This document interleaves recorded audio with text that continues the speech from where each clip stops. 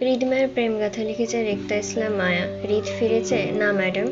ঘাড় ঘুরিয়ে এক পলক ড্রয়িং রুমের বড় ঘড়িটায় সময় দেখে সুফিয়া খান। রাত প্রায় 12টার ঘরে। মায়ের খোঁজ এখনো পায়নি নাকি? ওনার জানা মতে হৃদ তার বউকে আনতে গিয়েছিল আশুগঞ্জ। বিকেল থেকে এতটা সময় লাগবে দুইজনের ফিরতে, নাকি অন্য কোনো সমস্যা হলো? কফি দাও। জি ম্যাডাম।